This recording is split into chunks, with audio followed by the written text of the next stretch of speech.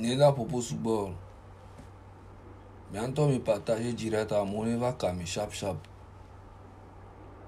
On pas vérité on ami.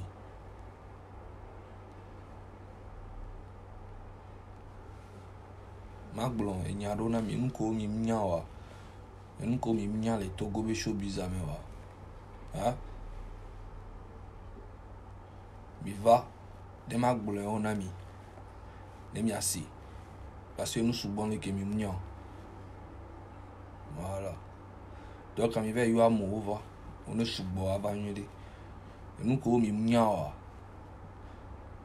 Ma explique on ami egbe. Des cas. Voilà.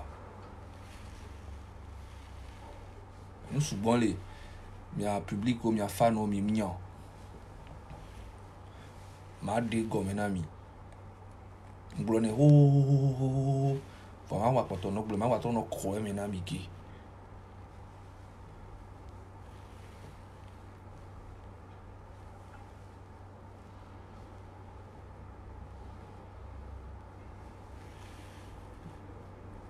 Il y a un mouvement. Il m'a expliqué mon qui n'a mis. Parce que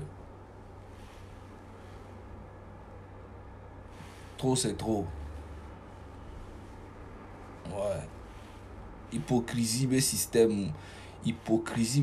mais qui est mais amélioré.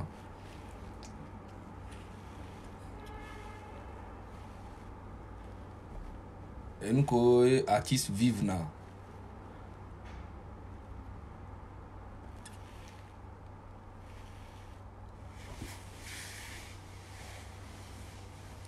On va pas expliquer nami.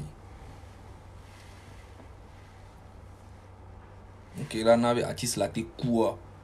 que on a des tout on donne les il va m'a expliquer nous sous bon ami. Sinon il est facile mais avec ça mais là no boulogne qui joue là. Voilà. Réalité en tolé.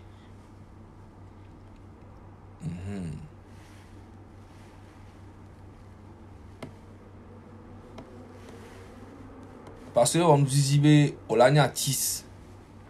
olanya be fan la sio voir mero la nani on va avoir une opportunité be fan ou on est no suivre fan ou on est no près de toi fan ou on est no si on est nani si non ni artiste are fan ou on la no boss bébé famille on la no boss bébé yebe ameo donc on est que ameo o le bigi on va les 5 ans on va no be ya ole kili kuto o la po o la no ahome o la no déprimé o la te kufa oreka o la te kufa gare mo la ndanya la po be ye e jokuare o mo na eku amu la regretter ya enyo be la nanyi ya no doa ya donc ane joku o mo ya ne amu o regretter be e kukuto tu as été kuto oh minya artiste ne ke déprimé na la home ya ame minya nko mona be artiste do succès et do succès quoi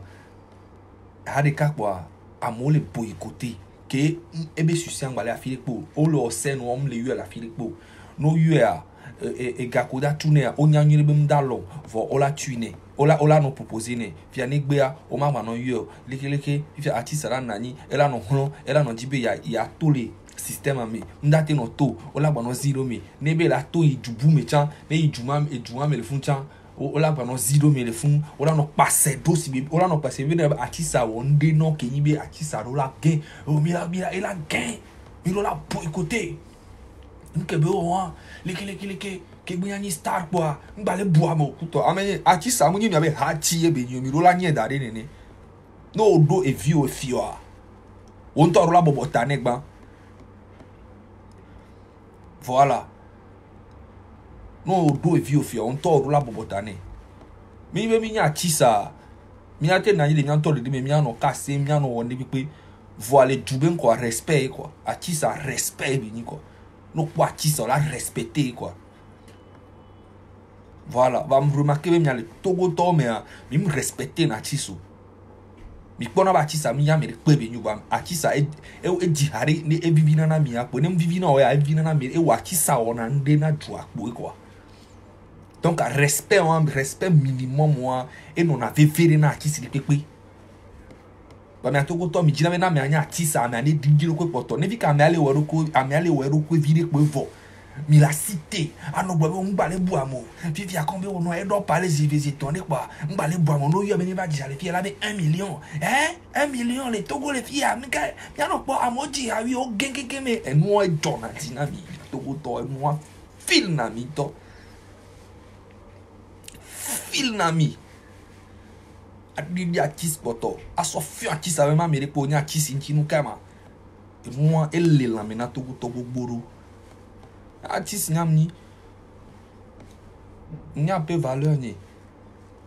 Donc quand on va ma vivi ko mi la konu ma te va Facebook 10 000 nous mi la ba artiste mon que voyant fin ami. Voyant ne fi ko di la manquer respect na ma. Jamais. Et ni mo lono. Yo la pole ne ba me a. Bebe non. On m'a vu vidéo que be d'album toi. Nyam quoi album a? Un po vidéo que po vidéo hein on sort et ben album azirika on sort be photo on sort doda ni a January be ne publié parce que po vidéo les que le pompo nyabe vv se serrer les laminé.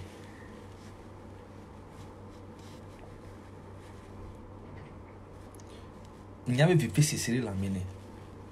On m'a dit do fan ne Togo to. Bimba o pagayo re. On m'a dit artiste canto e beni. Artiste can beni.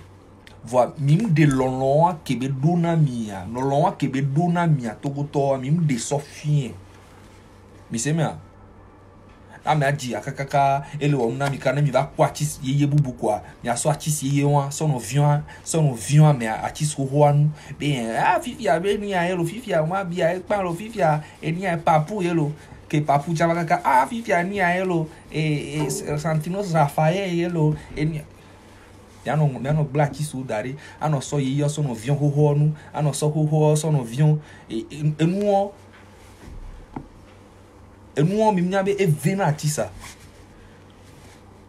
o artist ya eni ya old school yelo wa mo ngbale o ni baby fio ni o mni a wa small pop ya o e pon e ngbale o ni bibo fifi ya o pikaluzi o e piwi o ekuto amenye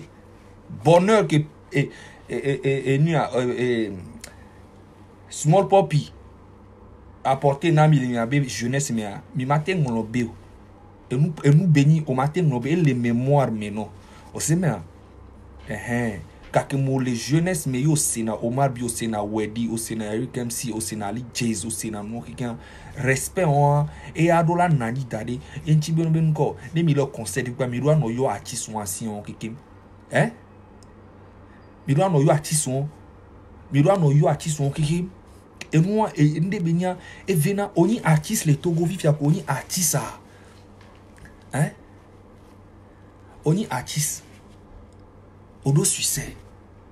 harika ovaro problème quoi mo amole boycotté amole oleki kaka enia on bale yo le sende pe di voir o mlo to de pe tion vo rola tu khofeti orola oliki e villa si e son la si o pe orila oliki fifiare o atisa on ma gati trowe o zemi ja chon o ma gati no droit batte chon o ma batte no mia okela ga nani la bono ko atisa na atisa walike mia okela ga globilike na me fifiare mi di solution de na kiso o ma bia eku vo amesa me dava kuya voa dato se mi ba no hypocrisie o mi se me hypocrisie be moi nya mo gbona be zaga mbuna mo be mo na lekilike nya edike la si nya mo lona gbe tontolo nya edi barabla si enti ke mpo o ma bibe no so ka so anya nyi le download kaka ne mate download jo ne mi le kun ku me na nja milanya Voilà. On m'a bien mis boycotter grave les lomés, toi. Mais boycotter pour rien. Un grand chanteur. Mais il y a fan ko le Mabisia. Fan ko le Mabisia m'paga yo. Hein? M'paga yo. Mia nani mia no so artiste no do passer mais alors que artiste agbali. Artiste agbali agbe. Artiste yire toi mia no vient artiste porter nous. Artiste yire toi mia no vient artiste porter nous. Artiste là no comme là c'est bibi kaka mi be o Chris Kadia. O ma bia jeune vie et puis jeune vie peine les si et là Chris Kadia ni mu tame bubu. Ni mu tame beaucoup d'eau à vif en favori kala homea. Ni mu ni yo o ma bia Chris Kadia ben kanti. On m'a bien sportif benye guna ou écoute oui mais c'est bien mi boycotter adja le mais mi boycotter adja mon ekpepo na me rebu a me ça me dobe comportement et nous que le vivre nya atisa nous que le rapporter na joie mi boycotter adja kaka ne mi lo sen ou mano yo on m'a bien et dobe prix ne be daba di hali sen dia minimum 1,5 million c'est normal parce que on m'a bien d'autres danseurs c'est 10 nene. Parce que artiste rebenia est généralement no spectacle. On y artiste ko aussi na te pas son micro a déjà ada pas son micro na artiste yo est-ce que vous êtes là ah oh artiste benia elle est spectaculaire et dinabe a spectacle. Donc et be budget et dit et le normal tiens et mérité tiens les Togo là qui tu 1 million là oh bien va les yo au mal bien no so 200,000 né. Fifia artiste ni a laissé CB danseur le CB 10 né. Les Kebelate pour danseur audio, les Kebelate va trouver refetiro, les Kebelate va oignon. Et de hatoa, mim pone si les Kebeji. Radio mimona ne pepo. Nyana nyamba ah Omabi c'est un grand chanteur, c'est un grand chanteur. Bah mimolo ne pepo na chiso.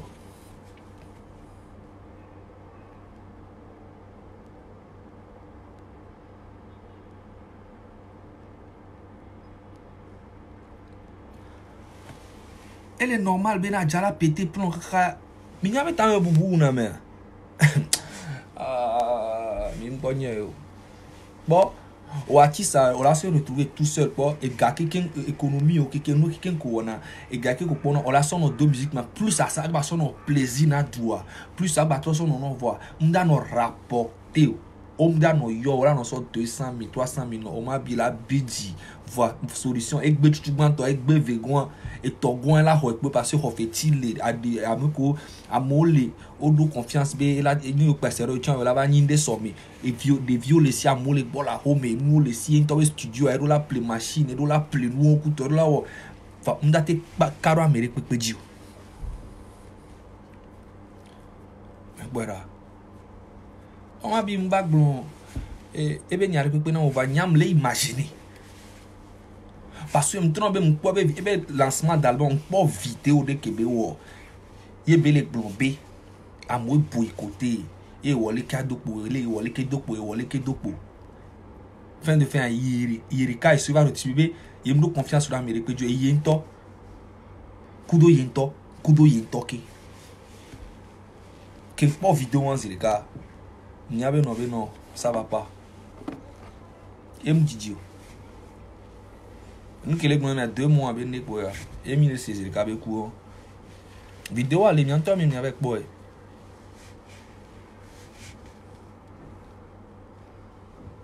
Mais c'est bien.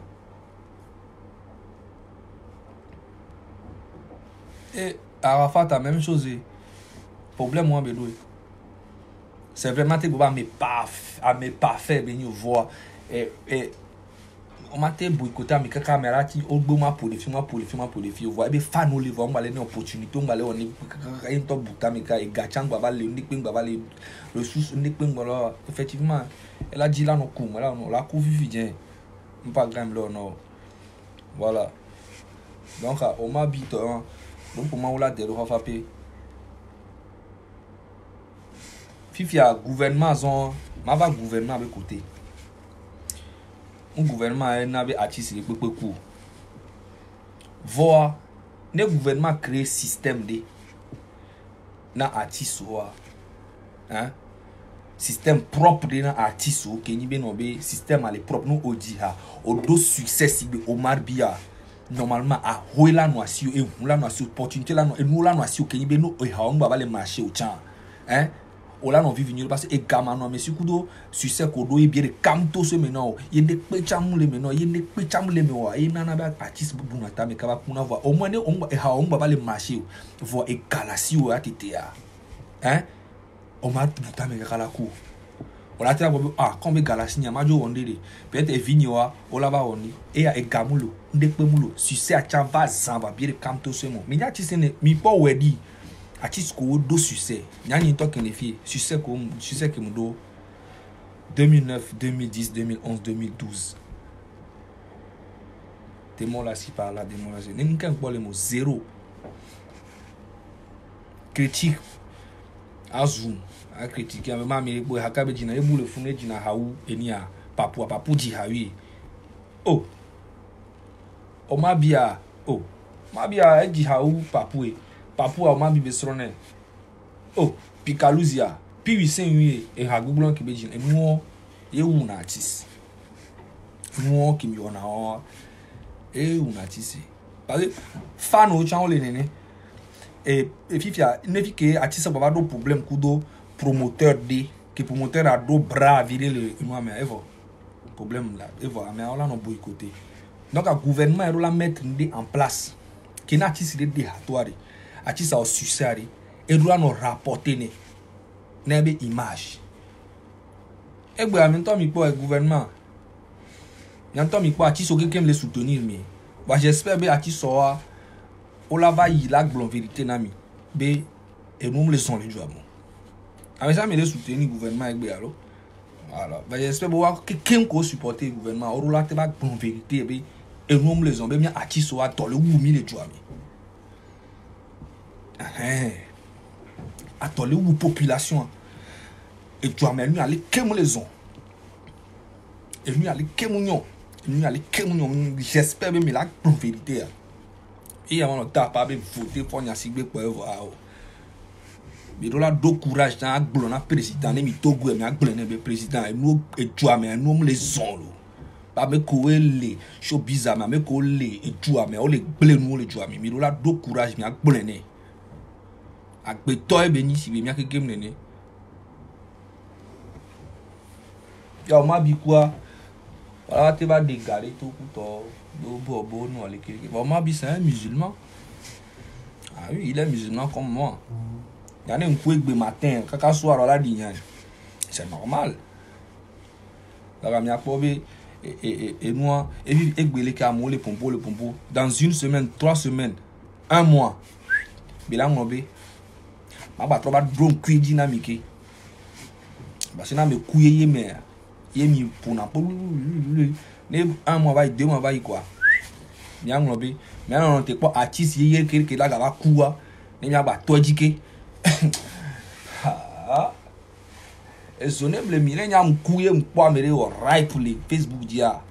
yeko bonabe angoli pana sa me ne les exister les kenta emia TGV national pasamido le Facebook agi ame ko ke ola o right ki ma pasamido ntane ki na mi ka chi so la gbe a ke mi la gbe a ye mi ano fiami lolo ke mi dona mi ne mi couvre e nya ba no ripe kuto vrai le panami ti so le lo mi bugbore ko la te ku kekem fo eji VVCC e me ole ti mi le gbo nene nya nyi mvo na ku parce que amesia me la ba ku ba o ma bi benu ake jole ke a mi a ti su kekin ne fiam mi munya mi anya zire kabe succès que Omar bi do no gbo na mirebe amula boycotter kabe succès la didi ten nene a kaka nene a mais le kuma carré dio donc mais quelqu'un qui me ro succès gbele lo américain mi ba so be ele éternel yolo que mi gbe ya télé dodi mi entend mi prendre un parti mi supporter gouvernement ndibe mi a plon vérité le mi abe sport avec moi mais a glon vérité na gouvernement be et nous aller kem les zones nous aller kem les zones nous aller kem les zones agbe tomate do succès ne le du me quoi agbe to la ba no du aya somme mo le normal voilà a me ça me do doit la supporter mais que je le vois ne mi le supporter mais là mi a no glon vérité mi baba no wo nu on 300,000 400,000 ntio voilà mi a no noiro et mi a intérêt général na Togo be doua keke. Sinon c'est facile bon là-bas si tu as supporter le gouvernement, à supporter candidat. Voir est-ce que on est bon vérité dans le président nous comme les ont le droit on est bon né. Donc j'espère pas mais pas ta kem que pas mi bro soutien fort allons-y mi kem mi a participé na Togo a changement le système de pépé na ejumi Togo vio ki kem ne wate non système propre de mi on m'a dit que ba me ça me les pompo ça me les fait right problème lo va dans un mois mi la ngombe mi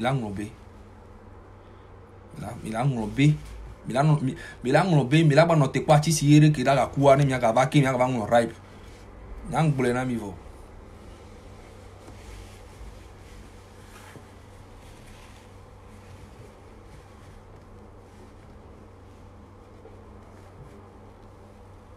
N'a rien toi les filles à boycottage même les. Ils boycottaient m'kaka ba combien n'y toi me nya. Et moi me dim les routes m'ni. Donc à n'y toi m'holona m'ona n'uku toi. Ma tis patado mental ke m'do. Ma tis so patado mental ke m'do. A tis so les très très faible parce que les on m'a bien à mes sensible, à mes calme, à mes m'ponampo. Et be problème moi. Ola on nous da pompo d'aller do djimi la dogbe da kaka et ne ba me benya me calme très sensible inde pepe o mi anto mi awo be no puto nu ko ejo kai na ola ku fifi gen ta into na garma pété na plan donc am l'imaginer mi se me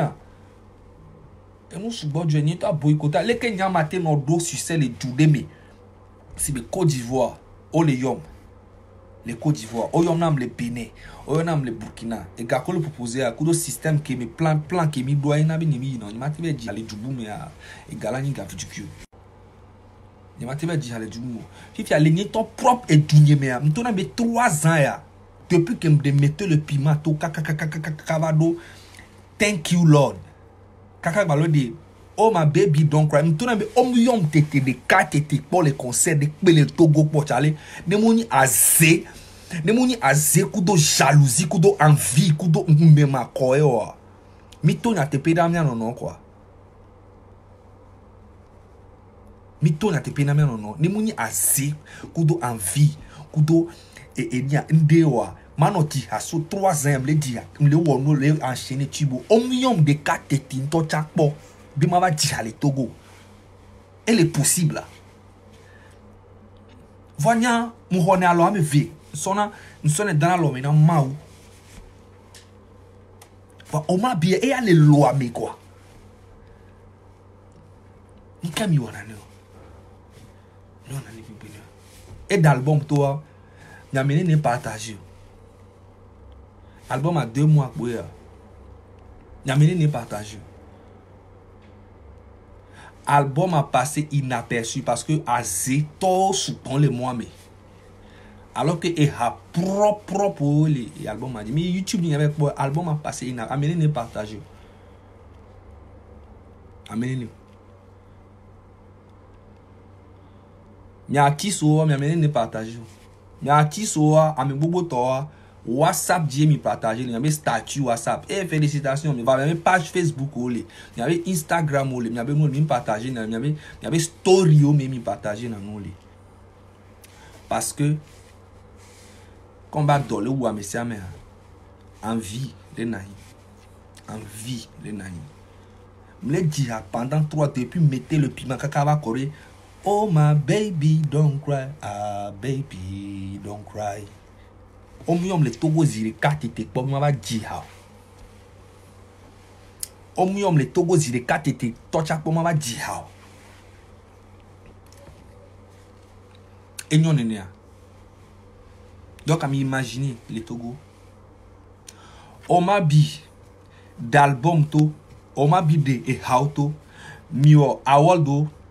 le lome le fou, mi m'souet do catégorie de katete min tochon. De heroes, catégorie de katete mi m'souet de mo.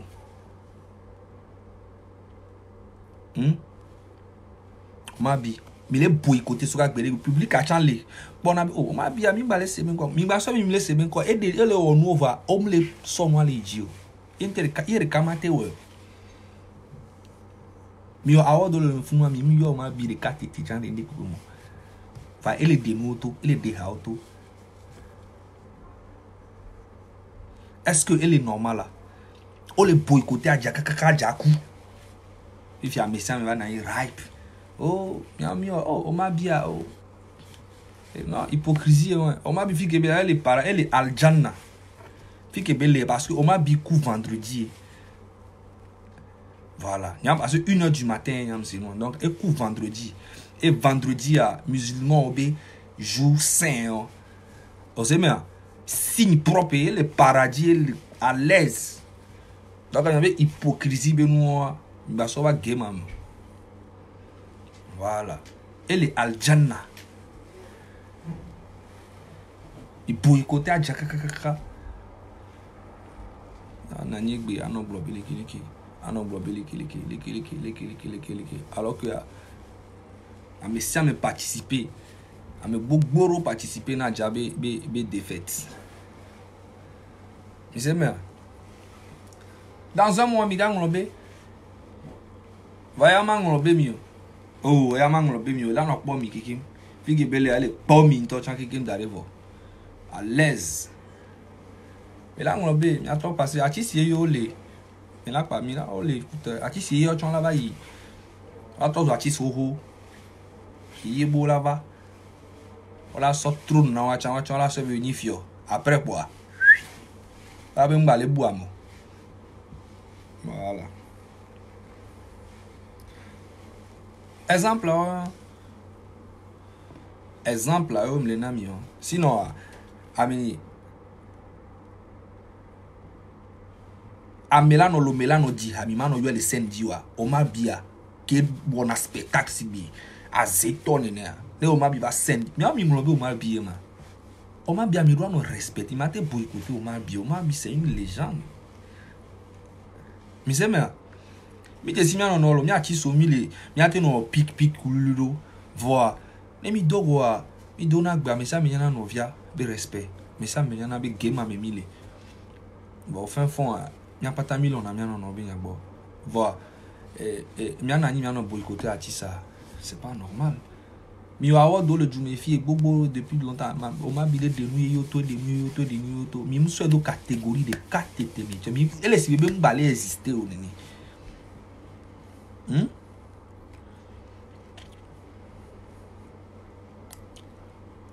Enquera wedi RMB taome wedi pankwa misa e to vivi se sena misa mi majra do mbiere kama no gwame akatelam vam jibe mano prop akatelam vam jibe mano prop majra do mbiere kama no gwamo akatelam vam jibe mano prop yeah jibe mano clean akatelam vam jibe mano prop. Bien avant ça, il des motos et en jaillit, il y a quelqu'un qui joue. Omar Biva, comme inspiration. Mais ça, Omar Biva, ça, les bien wedi nous. Ah, Fifia wedi, oh, et point, kaka Omar Bidji, oh, a Javek ban. Ah, mais on dit Omar Bidji, beha. Et oh, han bien avant. Et oh, han ho. Vek ban, au ban, on va les meilleurs, on wedi, tibe di han rolo. O se mea, voa mi so hawa. So ba chon wedi be tajibe e wenti be di harolo wedi chala na ile funa no alors que nyamunya be e ha muni o ma binchi muni wedi ntie o ma biji ha nyamunya inspiration e beni même ne ameba si be mi diviser et nous chale mi dona veve ce sena ti sontolo et nyanto ton le bonamilo mi se me mi dona veve ce sena ti sonto grave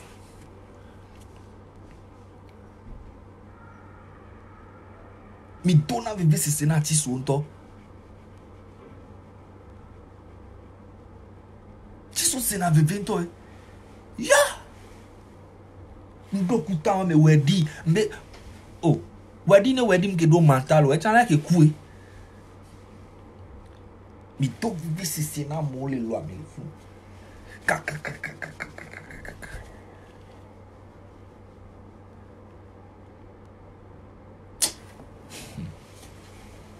on zizi d'accord Manoti a depuis 3 ans, il dit mettez le piment, kakava kore, baby don't cry. Omuyom le lomi, tochan zirika tete pendant 3 ans. Chale, les nitons peu propre du numéro. Non, yo la be, au même moment là, pour là, no yo a tis so Côte d'Ivoire, voilà, no so 3 millions, 4 millions, non. Voilà, no yo a tis so là, on dit, allez, soirée privée, on a tout 5 millions, on voit ni zaga. Que ni ton propre du fan nyole mu bene mu yo fan omle la va voir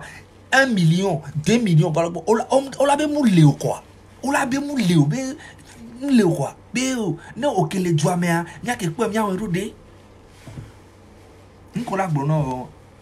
be no okele dua me a nya ke pe mi awon rode voir mi la yi Deirose Benoît mimi yo arrière chaîne va Togo le funu et mi plebie d'avion ne coup de bes no coup to va mi tout fene on ne va retrouver on nous coup to radio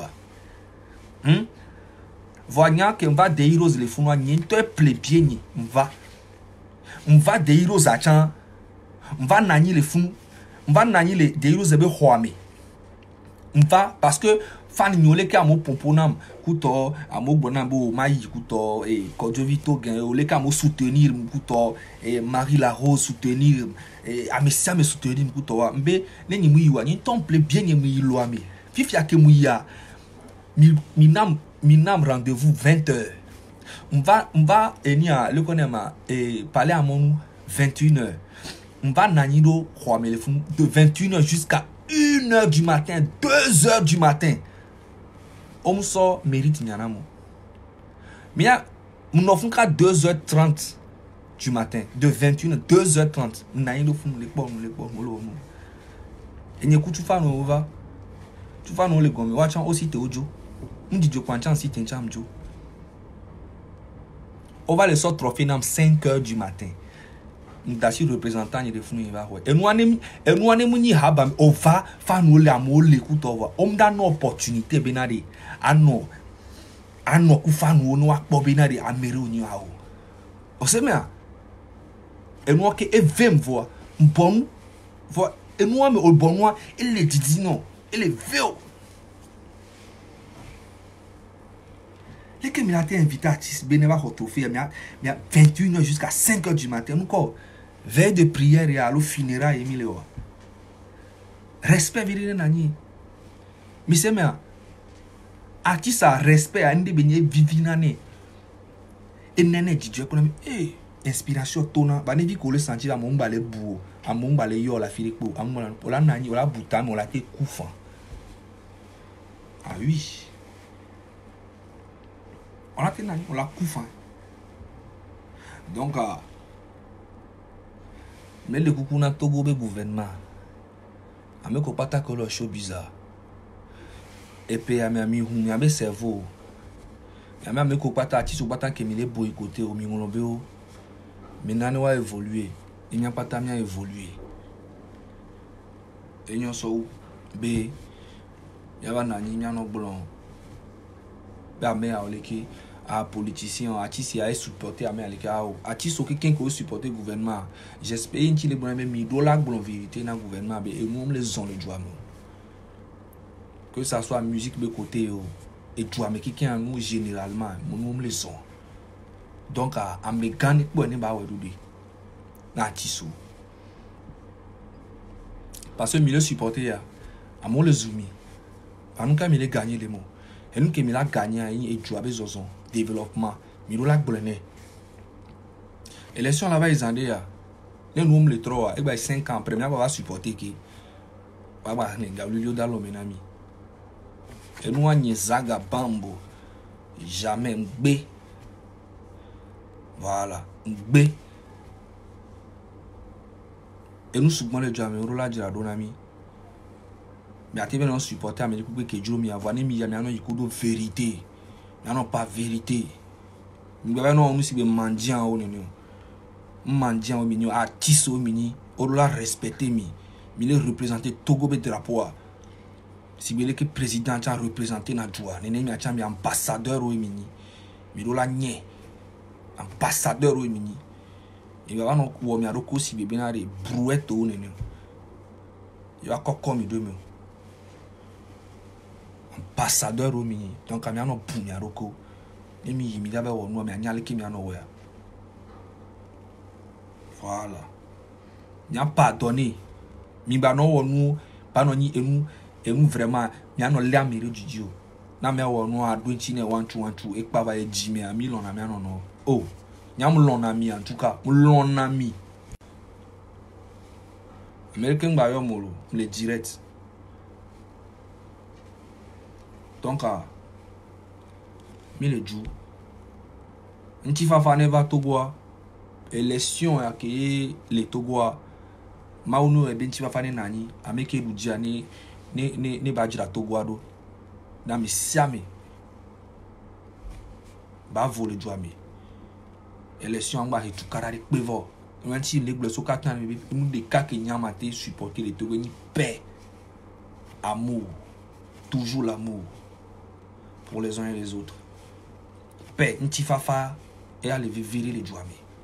paix élection ne va propre sans problème mais de penton ba excité mais de pebe na lekeleko nous pas tani va propre voir les vérités là y en a pas na non va tu karangba na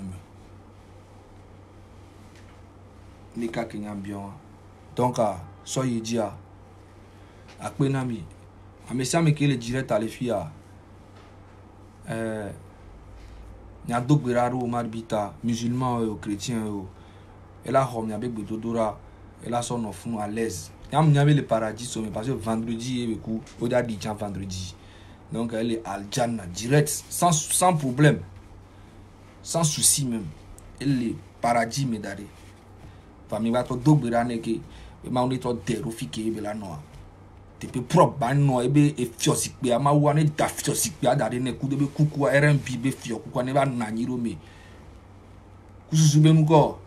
après ku me gbe ami afanu ke mi le fike ami da ba ku keken lo me sia me da ba ku lo ne mi ba ku chan mi ba ma ne mi ba ku a Togo a ke mi da ba no ke donc ami la ba dogo le ku de mi ba concert na mi la va mi la tout fait donc à Gami Milan lomi ne mi ba dogo mi ba lomi no no ok ni pagaye mlo na mi croyance voilà ma on est de fa pe ami si amene dogbe arota zaga in a place toujours one love mi le ju